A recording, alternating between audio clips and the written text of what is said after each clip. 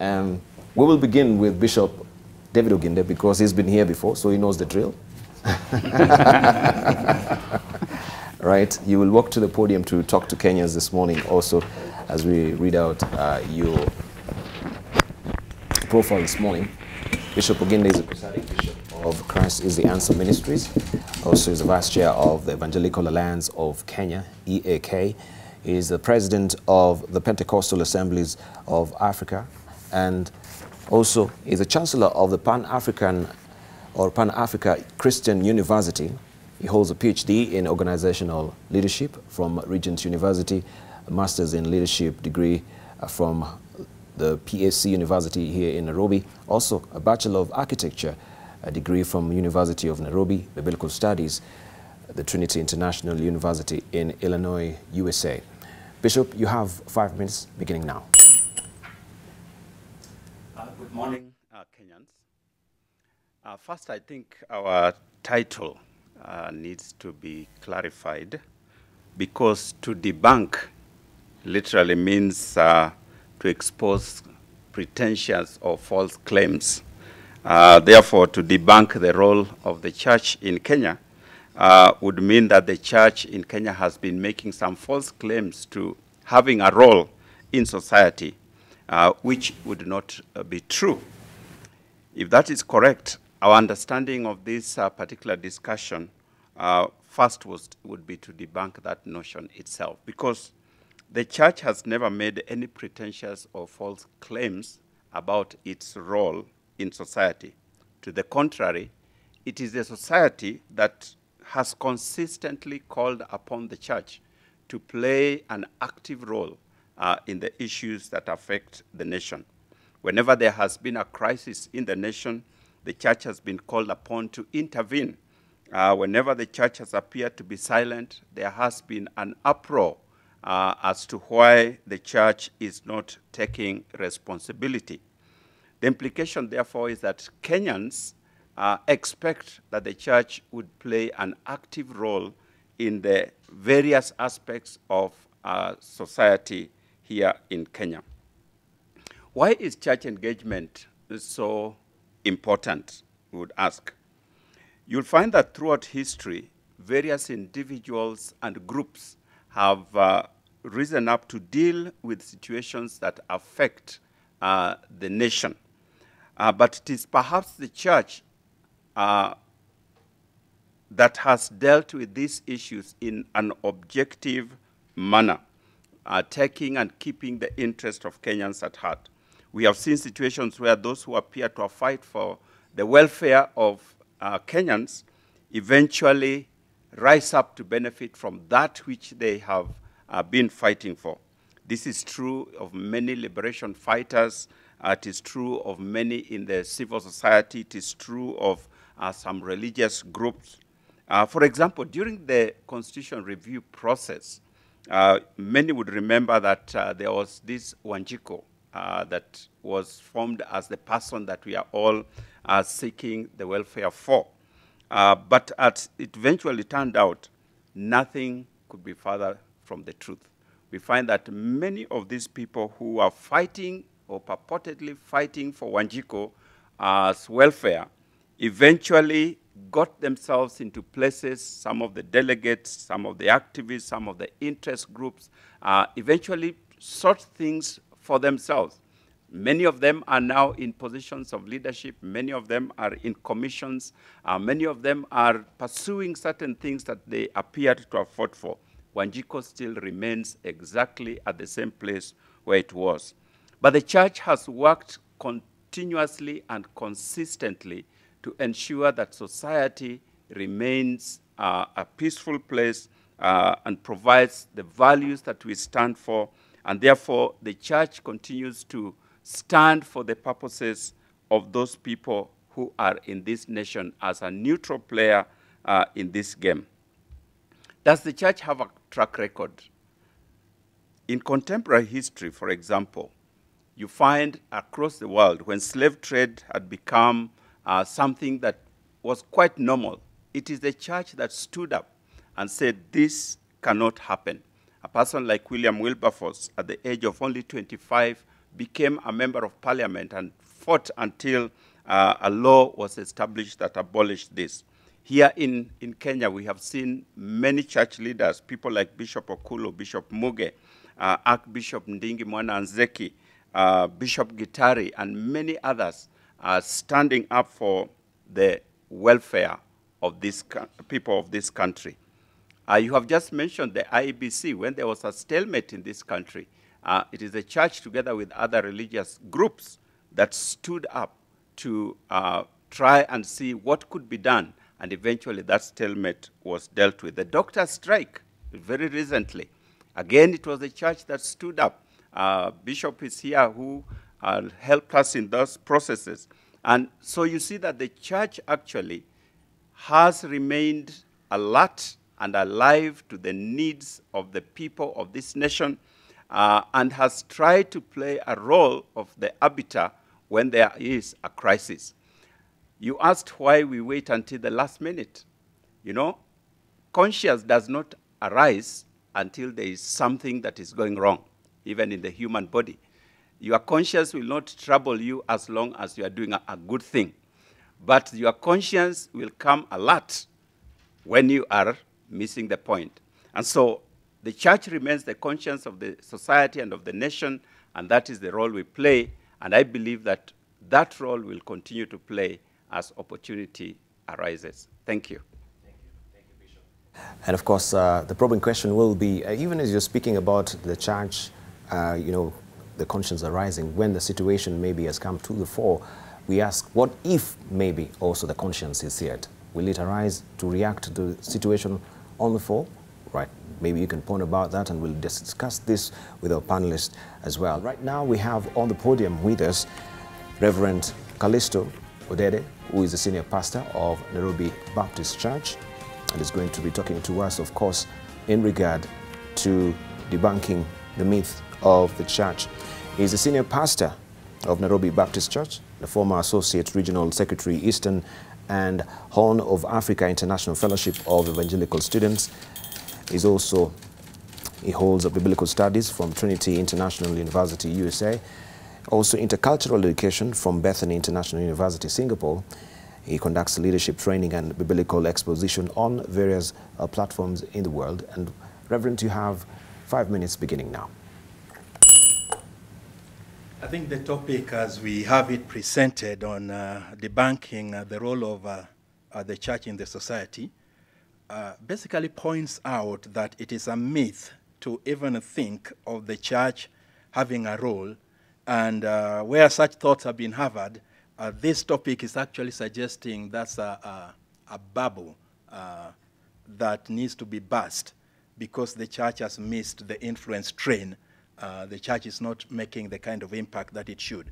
But I think perhaps we need to debunk that idea in itself for the simple reason that, one, there is a misunderstanding on what the church is. When we bring the church only either to a building or to the church leaders, we are missing the fact that actually the wider church is the congregation scattered that you'll find in the civil service offices, in the business world, in the corporate arena from Monday to Saturday.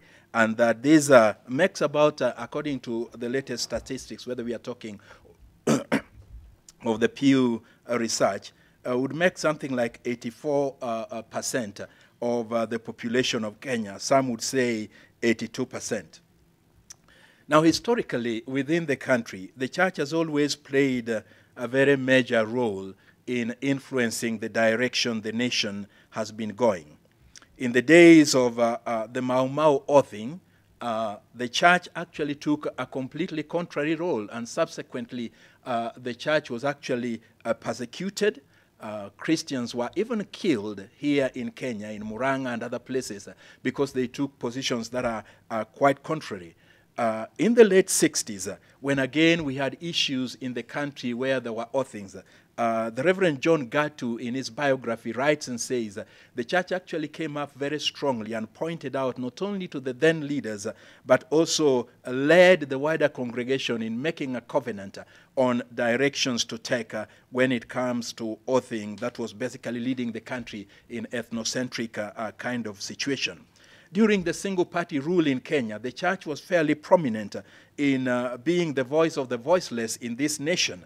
And of course, we are aware of some of the things as has been captured by our bishop on the constitutional making era, where the church was actively involved. Even coming recently to issues like the doctor strike. That doctor strike would have ended actually in December, because the church already, 27th of December, the church met with some of the leaders and some of the key people, but they declined the offer of the church to play the role of arbitrators. So the church has been on the forefront of making several decisions that are safeguarding the country. Now, it has been pointed out that the reason why the church is not making a great impact is because the church in itself has shown a bad example, that we have been damaged through some of the bad publicity that we have received. And as a result of that, we have lost our cutting edge. As the Nigerians would say, that the chichi bird does not eat poo-poo, but it eats the worms from the poo-poo. And it's been said the church has been eating the worms from the poo-poo. Therefore, we have lost our voice to make an impact.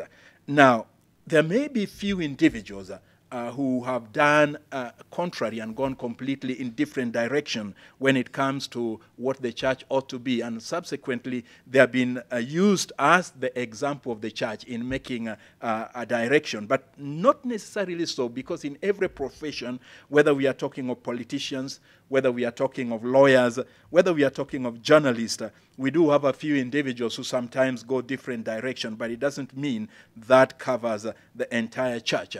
And so, although the government is even making attempts to actually muzzle the church and set up some rules and regulations that would moderate the operation of the church, because they are feeling the church has gone wild, this ought not to be, because the church has within itself abilities to self-regulate, ability to be able to guide itself as led through the Bible. When it comes to political engagement, what people sometimes do not realize is that the spectrum of church involvement is extremely wide.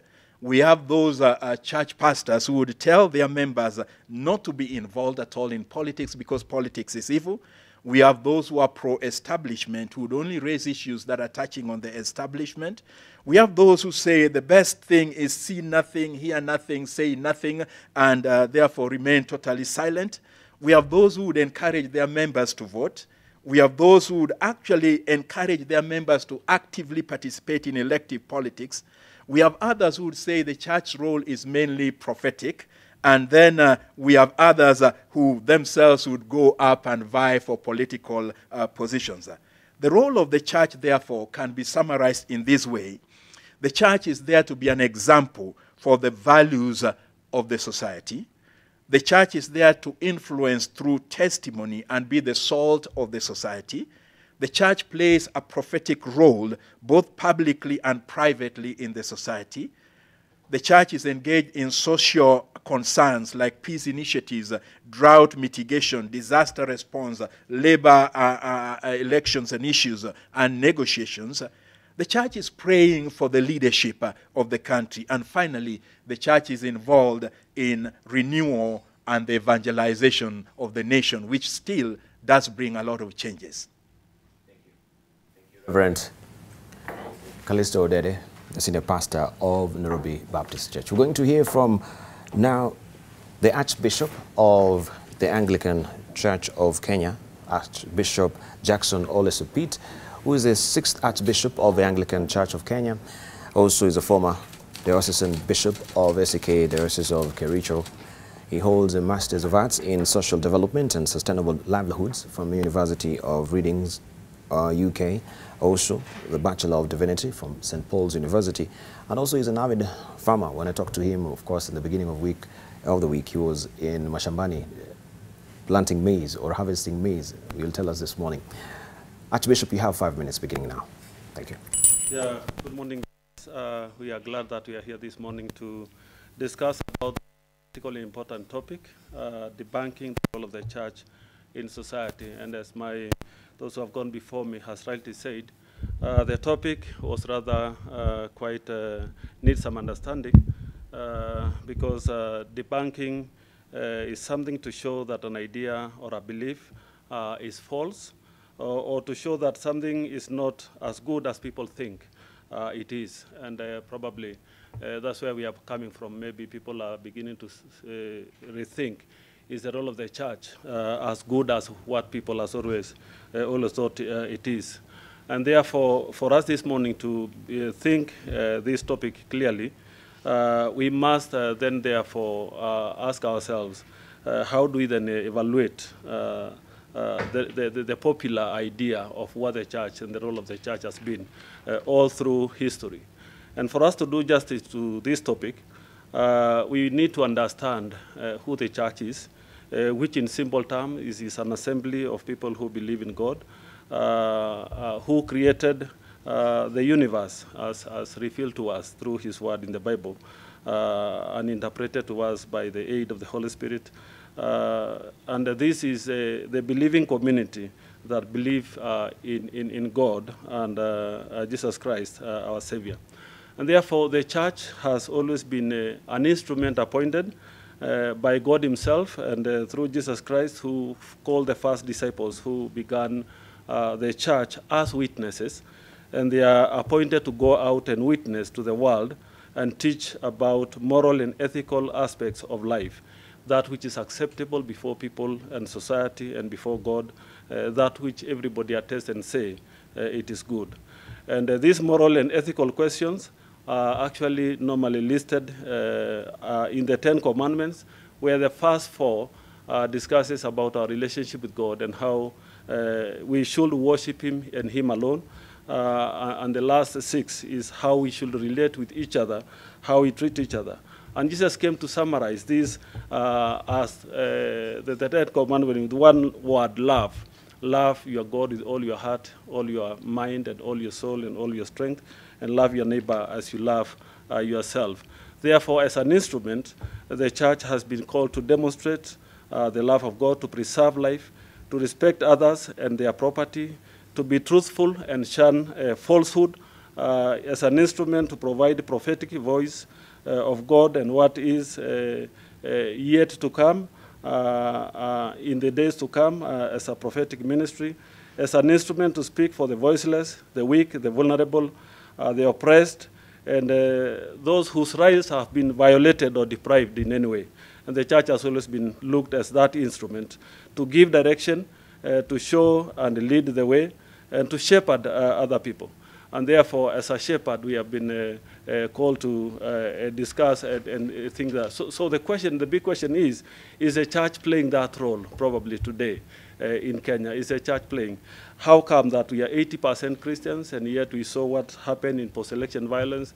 How come we are said to be a Christian and we are still so tribalized in our thinking and in our politics? And this is what we need to reevaluate and think ourselves, even as we rethink this topical question. And to me, I think what we need to see, how does our faith and the faith that we profess to have connect to the Christian practice, so that the Christian faith and Christian practice should be going in tandem and to be seen as seamless. And therefore, the discussion of this topic today is, do we still have that role and that prophetic role that we are called to do? I will say yes, the church has been there, but sometimes there's a lone voice that nobody notices. And what the church is doing in various parts of this country silently is so huge, but nobody notices. It's only noticed. And you rightly said, why should the church always be seen to be coming after a situation? We are not coming after a situation, but we are in a different set of time altogether. Technology and everything is so fast that sometimes things happen even before we realize, so that by the time we are reacting to the situation, it seems like a reaction.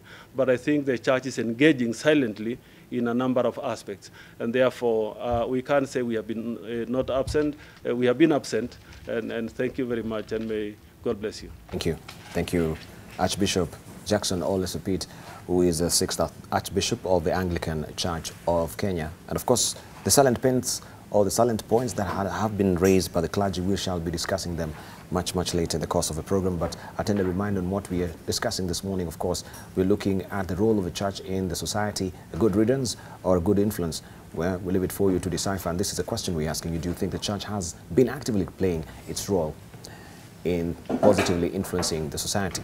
Do you think the church has been actively playing its role in positively influencing the society? You know the drill. You can hit us on Twitter.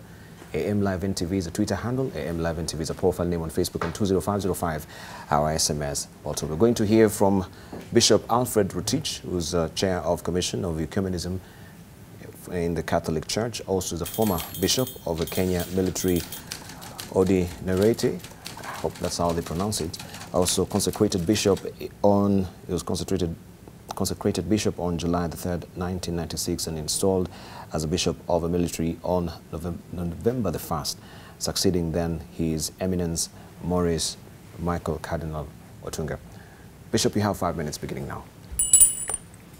Thank you very much for bringing us to this podium, and especially this morning, that the voice of the church can be heard through the media, because that is one of the ways in which the Lord mandated us, that we need to place the gospel on the rooftops and proclaim it. And we are in such, of course, that in the future we need to ask even the government to whoever task and give an opportunity for the churches to be heard in provision of, say, for example, television houses or media houses, so that we can proclaim and form the conscience of the people. That is the rightful place of the church, to form the conscience of the people. And formation of the conscience is to invite people through the mandate that Christ gave us as a church. In Matthew 5:13 and following, he mandated his disciples that they go out and proclaim the good news, that is the gospel, to proclaim that God is good, to proclaim that we need to love one another, we need to relate with one another on a daily basis and love one another deeply, so that situations that come, say, for example, in the exigencies of the day, like politics, it is truly that the church voice need to be heard, even if a politician stands with a good conscience, that what the role he's playing or she is playing is to proclaim that gospel, because the politician is baptized in Christ. So the encouragement here is that we need to understand the mandate of the church as is given to us in Matthew chapter 5. That mandate was given to us to proclaim to all nations. And Kenya has benefited from the missionary work of the church. And we have seen schools have been opened. Now we are escalating, and we are also putting up universities. And collectively, we are working together as an ecumenical body between churches, and also reaching out to our brothers who are not Christians, but they know God, and they profess that one God.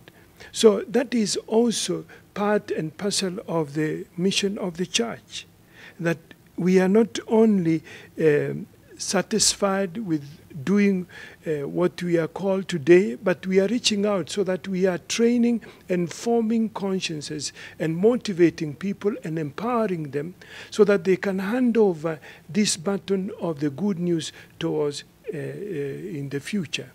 I just wanted to bring that the mandate of the church is not only limited to education. We provide services in health areas. We provide also social services. We also run schools right from kindergarten to the university in summary. And chiefly is to be the salt and light of the earth. To be the salt, we proclaim the gospel so that we are destroying the kingdom of Satan, so that we preserve the good, the human dignity, so that the people living on this earth know that we are being protected, we are being shepherded by God, and we destroy all the other areas that the Satan would like to occupy. Secondly, we are the light. Where there is light, you can see and you understand who God is. So I think the approach here is we want to thank the media for bringing this visibility.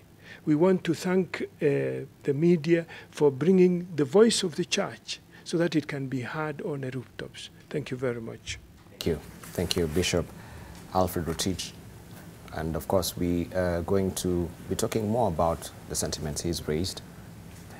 And we'll want to hear from you as well in regard to this particular topic. And of course, we shall be throwing some of the tweets on the air as well to continue with this conversation. Let's hear lastly, from Professor Joseph Galgalo, who is the Vice Chancellor of St. Paul's University, a position he has held since the year 2010. He's an alumni of St. Paul's University. He holds a PhD and Masters from the University of Cambridge, UK. Also is a Professor of Systematic Theology, a canon of the church, and ordained minister with Anglican Church of Kenya. Professor, good to see you this morning. You have 5 minutes beginning now. Thank you very much for this opportunity to participate with these eminent panelists on the challenging topic of asking us to let us know on the role of the church in the society, perhaps in addressing the thinking of even where the thought that there is need to debunk the role of the church is to be addressed. We need to begin by clarifying our understanding of the church. Of course, a lot has been so well articulated by these able panelists that I'm honored to be among them. So I may end up repeating a few things that needs to be reiterated, but allow me to very briefly just point out one or two poignant issues that needs to be mentioned when it comes to what should be the primary role of the church in society. Let us have in mind from the onset that by church, we refer not to a place or a building or even an institution as such, but to a living being, an organism, the body of believers as one universal body, but composed of many local or individual congregations. So when we talk of the church, beside the institution, we primarily have people in mind, faithful, the followers of a particular faith. It is for all practical purpose that the church or the body of believers organizes itself into an institution under guidance of appointed leaders brought together by common conviction to express faith in Jesus Christ and to worship God. The church is distinct but not separate from the society because the church, as the body of believers, draws our membership from among members of the larger society. In this sense, whereas the church seeks to model the society through influence and persuasion, the society actually, by the sense of constituting the church, makes the church. So when we talk of the church, we are, in a sense, talking of the society. A subtle distinction, however, must be made. Whereas the society makes up the church must distinguish itself from the larger society, and by carrying out a specific mission mandate as a moral force, the conscience of the society within the world, and it is not of the world. This brings us to address the question of the role of the church in the society. The role of the church can be summarized, and which can be unpacked in many different aspects or ways, primarily the overarching role of the church is, in this regard, tied in with the reason for the very existence of the church. Why does the church exist? The church exists because it's been called out by God to carry out God's mission in this world, in this sense, to fulfill specifically pastoral, prophetic, and pedagogical functions. In a very simple way, that has been unpacked for us. The church is involved in social action. The church is involved in education. The church is involved in the entire social, cultural, political life of how the society is organized. We follow Jesus, whose mandate was to give humanity life in all its fullness. That is recorded for us in John chapter 10, verse 10. Luke chapter 4, verse 18 expounds on that, where Jesus said he is empowered by the Holy Spirit, anointed to preach the good news, to proclaim freedom from all forms of bondage, declare sight to the blind and healing to the sick, and to announce the year of God's favor. Following in the footsteps of Christ, the church is called to be salt of the earth, as Bishop has just mentioned, and to be the light of the world. In this sense, the church has to preach and to teach God's salvation to bring about a just and equitable society. Let me stop there for now. Thank you very much. Thank you. Right. Thank you, Professor Joseph Galgalo, the Vice-Chancellor of St. Paul's University. And of course, that wraps up our presentation from our panelists. We now drill deeper into these matters that they've raised, of course, from the podium there. And of course, you can also call in, ask questions, or share your contribution. Also, you can tweet us, AMLiveNTV is a Twitter handle. Use the hashtag AMLiveNTV, or you can cross over to our Facebook page, which is AMLiveNTV. Give us a thumbs up there as well. Let's get down to business and we discuss this issue. First of all, you raise a very important point that we have track records worldwide. Of course, we know the slave trade as well. But here in the country, when we speak about track record, you mentioned Bishop Okulu, we mentioned Bishop Buge, Ndingi Mwana Nzeki, amongst others as well.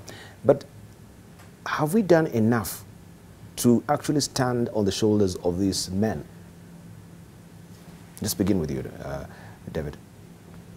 Yes, I did stop at Archbishop Ndingi Manazeki. Came to today. We talked about the most recent situations like the IBC, the doctor strike, and others. The church has kept alive to the issues of the day. But let me just clarify something, that a transition that happened sometime in the early 2000s, late 90s. There was a major shift towards the civil society as the voice of the people. And so that whereas the church was speaking and engaged with the issues of the nation, the focus was more on the activists and people who seemed to be pushing certain agendas, and these are the people who seemed to be on the front line. And as I said before, you would know that that group of people have since moved to other places. The only institution that has remained intact, irrespective of who is in leadership, is the church. We continue to speak, we continue to engage, we continue to be involved with the affairs of the society. And as I said, the church remains a very neutral and objective participant in the affairs of the nation. The argument, Bishop, will be the fact that I raised even before, that we wait for things to really come to a pretty pass. That's when we can see their voices. That's when you can actually call for a press conference. But continuously engagement on this does not really seem to be happening. Maybe it is happening in the churches, but it don't really come to the fore, right? But let's hear from Sapit as you... Let me just clarify that, because I think that's a very important point. Yes. It has been said in the media that when a dog bites a man, that's not news. But when a man bites a dog, that's when it is news. So the church is actively engaged, but for the media, who is the mouthpiece of for us in the nation, sees that as a dog biting a man, and so it's not news. We even call press for conferences when there are issues happening, it doesn't appear in the media. So the society thinks the church is silent. No, right now we talk about the drought situation. I can tell you for sure that there's a lot that the church is doing. But because we don't talk about it, people think there's nothing is happening. Calisto here has mentioned what they are doing in Kibera.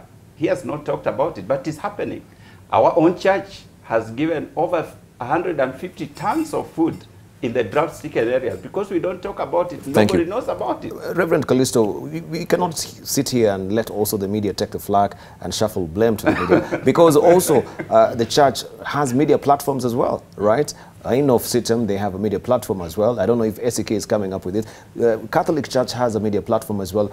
Some of the universities as well, they do have media platforms as well. So if we sit back and say we're waiting for the media to actually, relay this information, then I think we are doing ourselves a disservice in the first place. Have you, from your end, of course, with your media platform, also fronted this particular good news that we're talking about? So we cannot really raise accusatory fingers and blame the media. Is that the case? Yeah, I think those media platforms have been used, and I would think used quite effectively in communicating the position of the church on certain ongoing events, whether it is the drought, whether it is political issues, whether it is disaster that needs response. But we must consider that the role of the church is at two levels, the public level and the private level. Mm-hmm. The public level is the prophetic level where on Sunday a pastor or a bishop or a minister stands up and preaches. Now, those sermons are available. They are available on YouTube, they are available on CDs, they are available. And some of the sermons preached, if we put them here for the public to listen to, they would actually know the church is addressing very current issues that are affecting the nation. Issues touching on corruption, issues touching on ethnocentrism, issues touching on the debt crisis that the country is actually getting into. So the church is actually addressing those from the public platform. The second is at the private level. And at the private level is where the church has engagement with the influencers and the opinion makers, but they use what I would term the Nathan-David kind of approach, where Nathan confronts David because of his adultery, but he does not do it publicly. He goes in the inner sanctum of David's quarters and advises David and gives David the word of God. This is what you have actually done, and God is not pleased with this. And I am aware that that is going on with quite a number of leaders, where the church actually, church leadership meets with individuals in secret. That doesn't get into public at all. As a matter of fact, that role you cannot play and be a celebrity. What the idea that seems to be coming on is that church leaders need to be celebrities kind. But we do not have to be celebrities. We have a role to play, and when we are playing that role, whether it is on the public or it is at the private level, we really do not need to be celebrities. We just need to communicate what we consider to be an important message that's coming from God. Right, but when you talk about celebrity also, I think we are actually tottering on a very dangerous age as well, because it has been a very ticklish issue. Where do we really balance the wealthy of the wealth of a church and the opulence of the ministers, some of them, and the celebrity kind of preachers? I remember even there was an edition of the celebrity preachers a series, a sitcom on television, and we had preachers displaying some of the opulence that they get from church as well. Let's hear we'll discuss that much later, so we shouldn't really be bogging down on that, right? Thank you. I think we need to look at this topic to do it justice. I think I need to not only try to defend the current position as the church is doing much. We may not be doing as much. Yes. But let us also remember that the times have changed. During the times of the likes of Moge and Dr. Kitari, we only have one single party in this country. Civil society was being stifled, even the media. You remember at that time some newspapers were banned from speaking.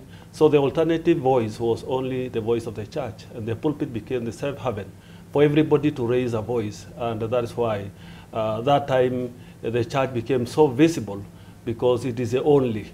Now with the onset, because the church fought for multi-partysim, and multi-partysim came, and the space, public space and the space of the media has also been expanding, and the media houses also expanded.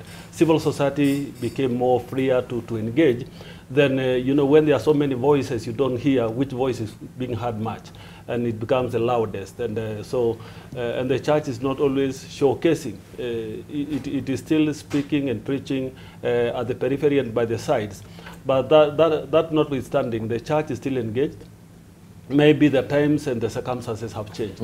Yeah, so that's what I want to say. Probably if we continue to liken this time and that time, the circumstances are totally different. It's not the same circumstance. We are not in the same platform. That time the church became the only voice that the country has. Which really flies in the face of what Reverend Calisto was alluding to, the fact that also the government has been muzzling the church. We want to know how the government has been muzzling the church in the current regime.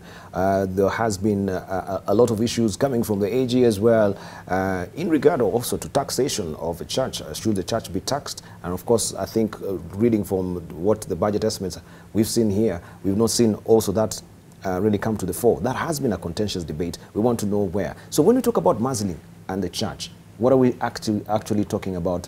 We are not in a very repressive regime, aren't we? We have the freedom of expression. We can worship unencumbered. So why are we talking about the muzzling of a church? Maybe you need to clarify that. Yes, I need to clarify, but let me follow up the lead from Archbishop Sapit. That we raised the fact that there were people who propounded issues right in 60s to 90s. And we have mentioned persons like Ikulu, and we mentioned about great people, even including Ndingi. The multi-partysim that opened the space, democratic space, is as a result of the conscientization, the process that the church put in a lot of energy in schools, in forming the conscience, has produced the leadership now that we see, who have been enabled now to sit at various fora to articulate issues, including even our president today.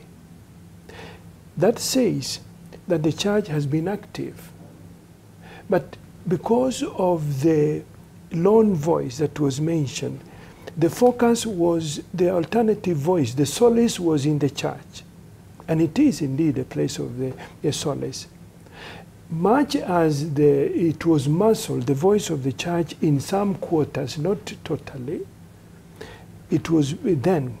But now with the democratic space that had been caused, like now, we are all dancing on the same platform. But what comes from the fore is you raise the issue about trying to muscle in quotes the activities of the church by taxing, by not waiving some of the taxes that lay heavy on the churches, as we admit, because we are non-profit organization. So a number of staff within the government are trying to please the government of the day by commercializing some of the entities. Say, for example, marriages. You know, marriage is a sacred, is a sacrament. And many people go through what we call turmoils in their relationship.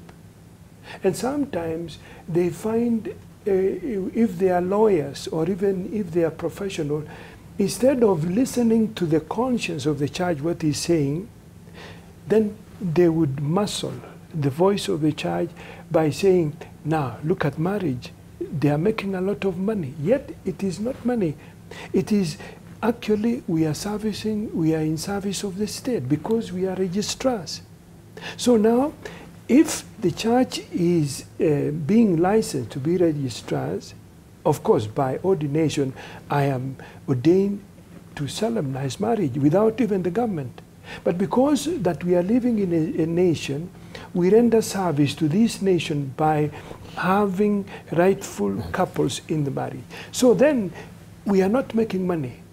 But the state want to make money through what we are saying now, a sacrament. Thank you. And the church is saying, don't muzzle that voice. Right, but, yes. but yeah, we will discuss a bit about that so that we don't really need to hover around that particular point of making money. But we're talking of bad publicity as well, because Reverend Calisto, you alluded this to bad publicity. You clarify that as well. But we, maybe as a media fraternity, we've also given space to the church, and we've seen the church abusing this particular space, right? And I don't know if there's any vetting that really goes on to who will appear on television to preach what, right? Because we've had some of very extraneous cases of, people who are preaching outrightly, some of outrightly out of the context of the Bible completely, coming to the fore. Yet the church has been mealy-mouthed about this for a very long time. Is the church using the media?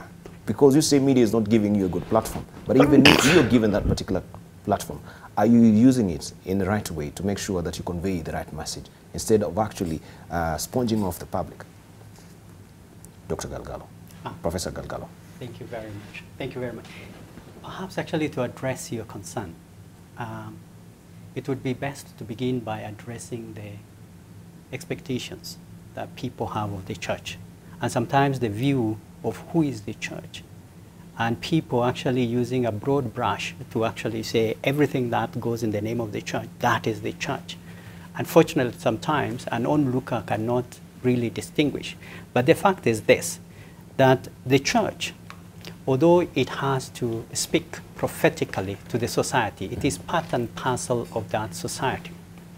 The scripture itself talks of the church not of exclusively a club or communion of saints, but it is a communion of saints as well as communion of sinners. Actually, it lives as though it is a clinic for the sinners. So everybody comes in. The church is an open door that welcomes everybody.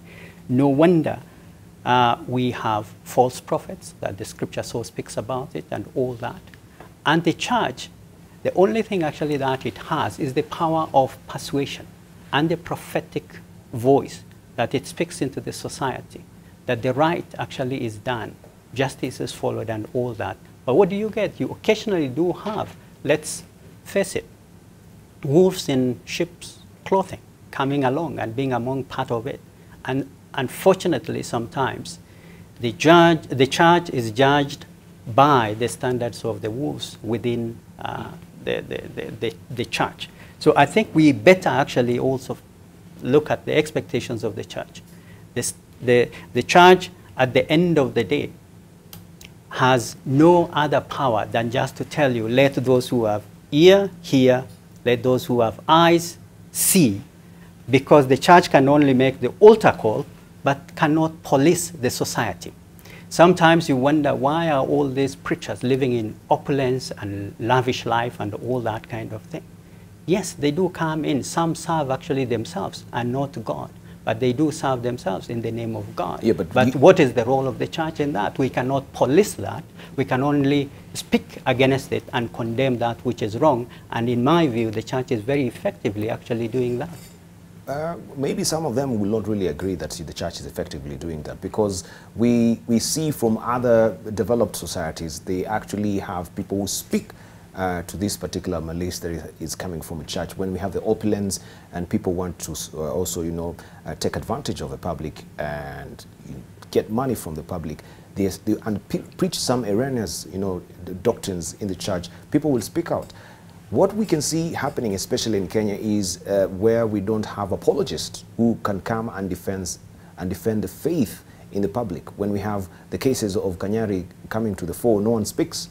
But we've seen, when we extrapolate this maybe to developed societies like America, we have very seasoned apologists who will speak to these situations. We know of Hank Hanegraaff that will do this. We know of Ravi Zachariah that will do this. They are apologists, seasoned apologists. We know of John Ackerberg that will do this. I think here in the country also, Ruben Kigame also has been speaking against some of the malaise that has been happening. But it's just one voice. Is it the lone voice that is speaking for the church when it comes to defending the faith? When we hear ridiculous doctrines being spewed on television, yet all of you will speak, we remain very silent. And Professor will say that you're speaking actively. We don't think so. We don't think so, Bishop Oginde. Yes. There are two things that I would say to that. The first one is the environment within which we live. When you have a constitution that provides for freedom of worship, freedom of speech, it is very difficult to any of us to say that you can't say what you're saying, because that role does not then belong to us. Our responsibility is to speak the truth. And if you may not, perhaps you may not be aware, but the church teaches on these things constantly on various platforms, pointing people to the truth and pointing people to the untruth, clarifying to people untruths, so that people get to know what is true and what is not true. That is the role for me as a preacher. Almost every Sunday, that's what I do. If I use our church, for example, as an example, we have a whole church, service every Saturday that basically is for that. The people like Ravi Zacharias that you've talked about, we have his representative who is here, who uses that platform to clarify some of these things and to declare what the faith is. So every Saturday evening, you can actually walk in and you'll find us talking about these things. But I cannot take a platform like NTV and come and preach about other preachers. That is not what I have been called to do. Now, who's an apologist then? Yes, I speak. We speak the truth. Then how do you defend that particular truth? In what way will you defend that particular truth? That's what I'm saying, that on the platforms that we have, my role and responsibility as a pastor, I tell the people that are available to me what the truth is and what untruth is. And that we do constantly. Even last Sunday, the previous Sunday, we do that. Now, what I'm talking about now at national level, I may not come out to say so-and-so is doing this and so-and-so is saying that and those are untruths. I will engage that all my life because they are popping up every day. Now, government has a responsibility, and we have said that before.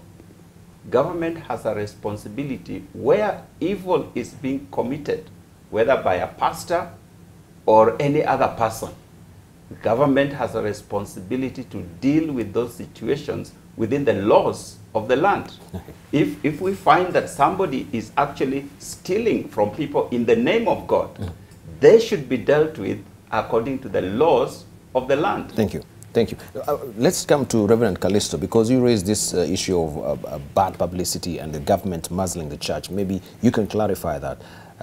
How is the government muzzling the church as we're winding up? And also think about, as we're going to the general election, we've had also some of the church members previously coming to the fore and you know, vying for this particular executive office and saying, you know, the Lord spoke to me. The Lord did indeed speak to me with a thundering voice, you know, yeah, the Lord spoke to me. But let's see if we'll deal with that briefly. Thank you very much. I think three issues that you have raised. The first issue is the question of the bad publicity. It is indeed true that there are sections of church leaders who have not left a good example, because they have used the platforms that they have had, whether in the media or on the pulpit, in order to enrich themselves, and subsequently they have been looked on as bad examples in the church. To say that no one is saying anything about them is actually, if I may say so, may not be right. Because although you may not name individuals that so-and-so is doing this, but you can actually name their error and their falsehood and the doctrine where they have deviated from the truth. And that is going on all the time. And we do that. We train people. Even you mentioned apologetics, areas on apologetics. We do train people on apologetics, taken people through 16 weeks of training, done that with students in Daystar University myself. So I am aware that there is a core group of people who are actually coming up, who are fully and thoroughly equipped in apologetics and who can engage issues touching on the prosperity message. Is it coming late in the day? I would not think so. I would not think so, because prosperity message is a message that's new. It's not a message that came on the scene until the mid-late 70s. And when it came in the scene on the late 70s, it began taking the church quite by a storm, because it appealed to the poor. God will make you wealthy. The only thing is that it seemed it is only the preachers who are becoming wealthy and not the people that they were preaching to. And as one has said, if you are preaching prosperity and you're the only one prospering, then you better restore what you're stealing from the people. And these theme matters have actually been discussed, not just now. These matters have been discussed. You mentioned Ruben Kigame. Ruben and I have been going on this for since late 80s. So it's not really new. It's some things that have been going on for a very, very long time. The second thing that you did mention was the issue of the church muzzling, the government muzzling the church. Perhaps I need to mention a historical event that altered something. Very briefly, because we really start for time as well. Yeah, thank you very much. Yes, yeah. Up to the early 80s, maybe late 70s, early 80s, there is no church that could be registered in Kenya without a recommendation from the NCCK or the Catholic Secretariat, or later on the Evangelical Association. Until one day, the late Bishop Gitari preached a sermon. And then he was quite involved with the NCCK. He preached a sermon when our former president was still in power at Kenyatta University. And when he preached that sermon, in order to counteract that, the then power and authority said, from now onwards, anyone who wants to register their church, you don't have to go through these channels of being vetted by groups like NCCK. Now, subsequently, people then began registering all kinds of churches. Now, before then, there was some kind of a channel that would actually vet who actually is being registered. And I think it is important for us to say that the government is now trying to recover that lost ground by bringing in legislation, and some of legislation actually fairly strong-handed in order to control. Right. Maybe I should just give you 30 seconds as we're closing. We can't leave the issue of the president and the church. And why are some of you not really vying for this particular executive position, right? People will say this is politics, right? Is the presidency politics, right? Where do we draw the line between the church and the politics? I think that is another debate for another time that we're opening up Pandora's box right now, right? Because we are actually limited for time. Maybe I can just give you 30 seconds as your closing remarks, and we should actually be holding this court much, maybe later in the course of a year. We follow up on that as we're heading up towards the general elections as well. Let's begin with Reverend Rotich. Thank you very much, Debarl, for your hospitality this morning, and I thank the media, for especially NTV, for really opening space for us so that as a voice, an ecumenical voice may be heard, to show what actually we are doing and bringing to the fore so that people have also confidence that the charge that Christ gave us, we are one in the Spirit, and we are tied by one born baptism. And therefore, when we do this to the nation, then we project that conscience, that one voice, the visibility of the church. Thank you. And given the structures that are there. Thank you.